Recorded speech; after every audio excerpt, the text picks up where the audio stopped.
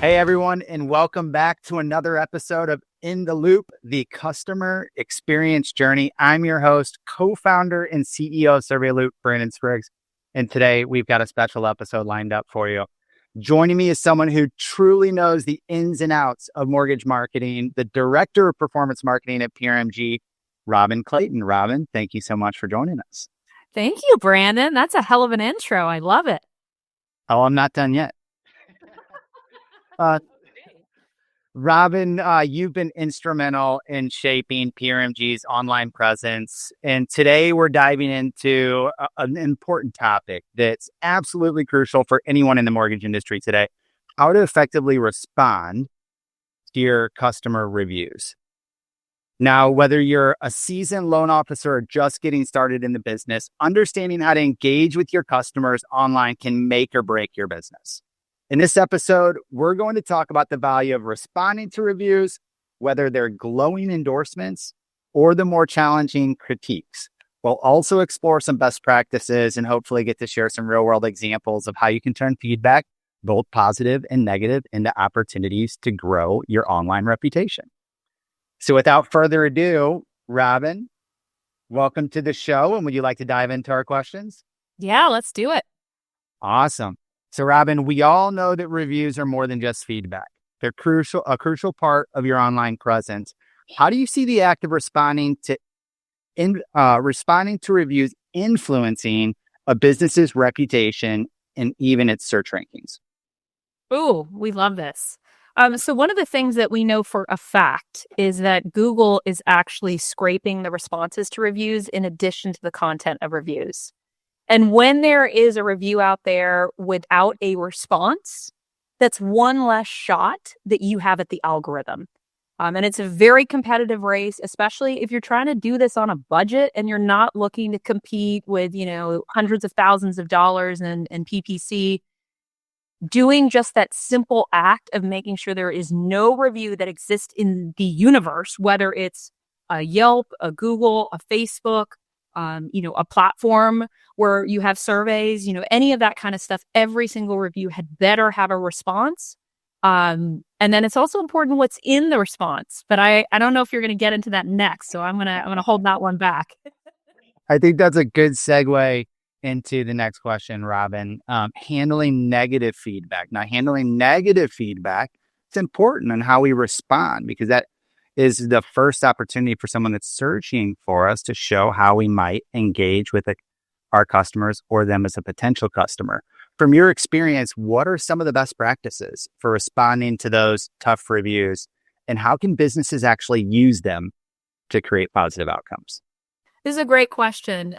Negative reviews can actually be really informative to future clients. If we think about this in the restaurant industry, Yelp sort of mastered this, right? Someone goes to a restaurant and says 1 star, my waitress was the worst. They took forever getting, our order. I'm never coming back here. This gives the business an opportunity to do a couple things, right? One is they can try to flag it. And they can try to fight City Hall and say, this was fake. I don't want it. Remove it. On some platforms, you'll have better luck than others. On others like Yelp, good luck, right? The other way that you can take this is you can be defensive. And you don't know what you're talking about. Our waitress is amazing. Screw you. I don't want to ever see your face again, right? We saw this playfully in sort of the Seinfeld, like the Soup Nazi episode, right? Like, I don't care. Get out of here. Your feedback means nothing to me. Right. But that is telling future prospects what you think of them. And it's like, here was someone who just wanted to enjoy your business and you're being rude and disrespectful and defensive. That's not necessarily a business that I want to support. So your third option, which is what we like to do, is own it. I am so sorry to hear that you have this kind of experience. That's not how we do things around here. We pride ourselves on being really efficient and really attentive and taking care of our customers. That's one of our values.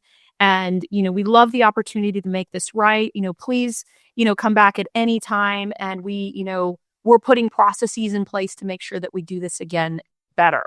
One caveat to that because I responded to a lot of negative reviews. I used to work for a company, I won't mention the name. That was a really bad company. So we got negative reviews all the time. So I got a bit of an art form on this.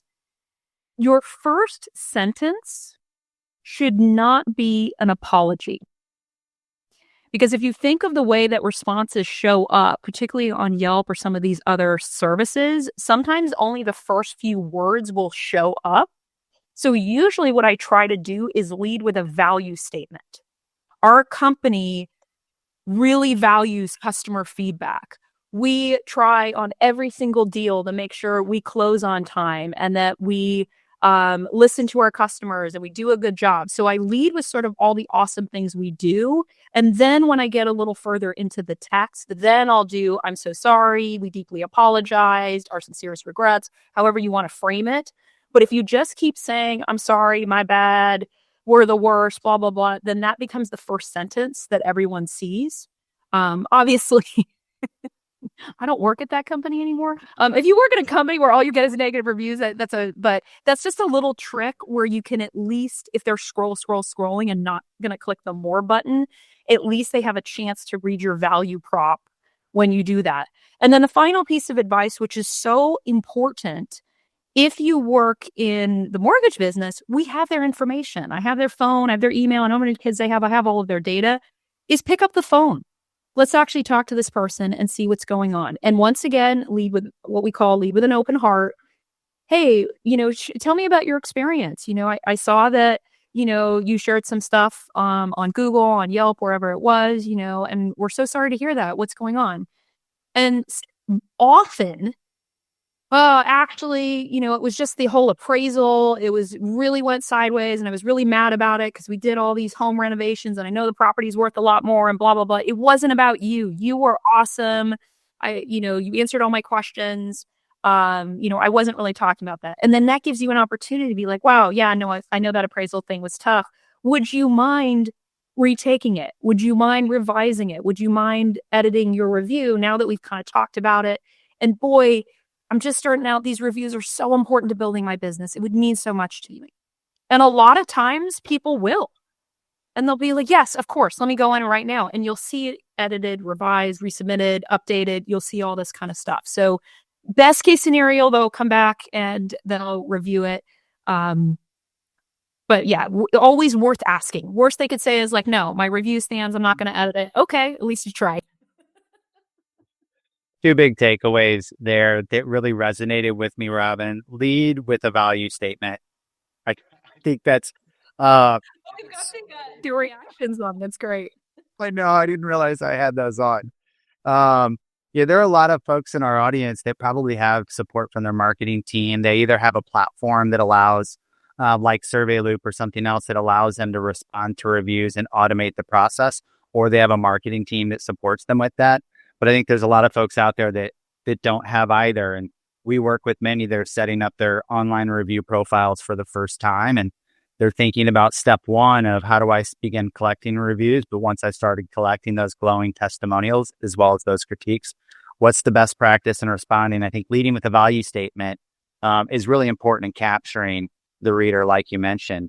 And then following up with people, something that I've brought with me from my Denim Social days is the notion that within our industry, people buy from people. And we see so much, so often that when we get folks really engaged with logging into our platform and combing through their reviews, combing through the insights, it becomes this really infectious energy. And oftentimes you see that hand-to-hand relationship coming through.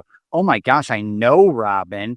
I'm going to follow up with her and have a conversation. And just like you said, you can, a lot of times you can resolve any of that critique or feedback that they have and always recapture a positive review after helping them resolve whatever issue they were faced with. Robin, this has been incredibly insightful. I'm sure our listeners will take away a lot from your expertise. Responding to reviews is something that can really elevate a mortgage professional's online presence, and you've given us some great strategies to do just that. To our listeners, thank you for tuning in to In the Loop. Remember, whether it's a positive review or constructive criticism, every piece of feedback is an opportunity to engage with your clients. and improve your service. Keep those responses thoughtful, timely, and always client focused. Until next time, I'm Brandon, and this is In the Loop, the customer experience journey. Stay tuned for more tips and insights on how to keep your business growing and your clients happy. Take care.